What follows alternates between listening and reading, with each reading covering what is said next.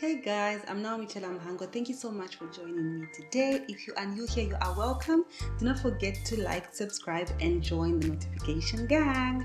So, in the spirit of getting to know yourself and self awareness, I just thought to tell you guys a few things that I have decided to live by as I take this journey. This is going to be a short video, so I'm just going to jump right into it.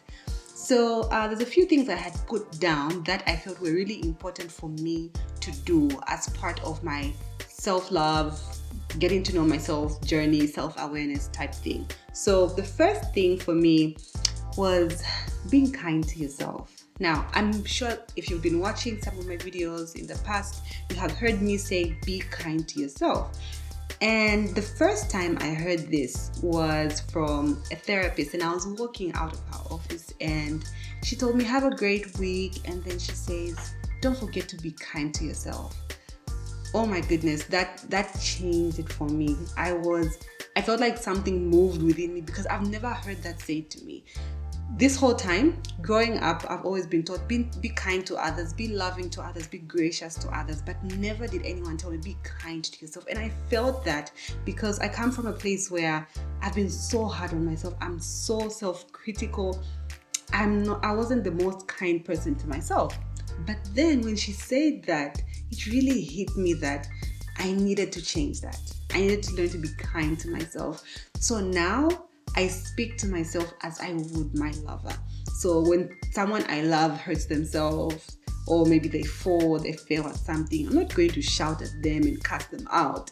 I'm not going to say you're a failure, you're this and that, because that was my internal dialogue to myself. Now I am more gracious because if I'm speaking to my lover, I would be, you have a second chance. I love you still. You will get back on track. I would still be loving even as I talk to them and empathize and sympathize with them. So that's what I do to myself now. I speak to myself as I would my lover. That's how I'm being kind to myself. So the other thing that I live by is when you know better, you do better. So about 4 or 5 years ago, I had a friendship that I eventually lost, and at the end, it felt like it was my fault. But then, looking at it, I really felt like I was hurt and was unable to articulate myself, and then I ended up responding and hurting this person. I ended up losing this person. It was so hard for me to get up and get back up. It took so much therapy. It took me talking to my friends, and a person that really helped was my husband, talking me through it, helping me getting back on track. But the biggest thing for me was because I was such a people pleaser and I was so hard on myself, it was hard for me to accept that I hurt someone and the person is unhappy because I hurt them. It was so hard for me to believe that.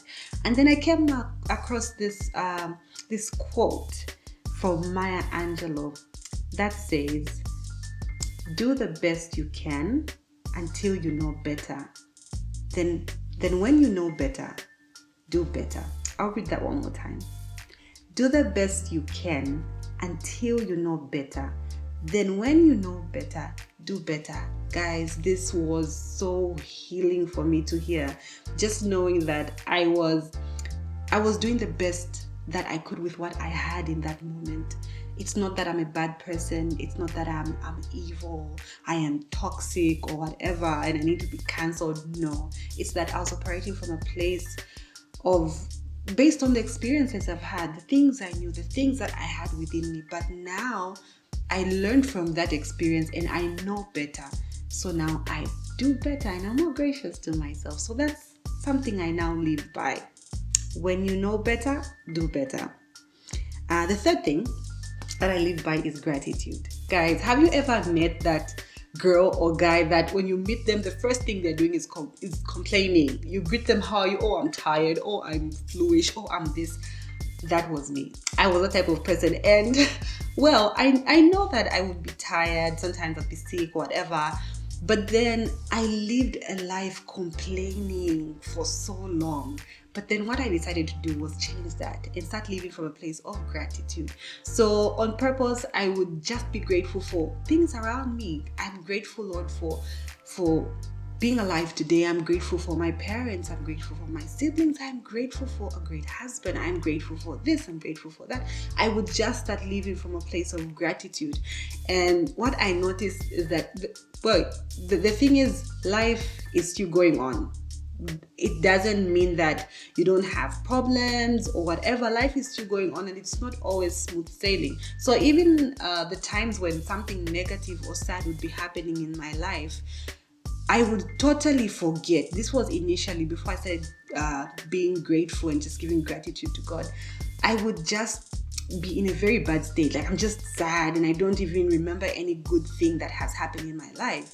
And what would happen is that all the negativity would obscure all the good, and I would not remember.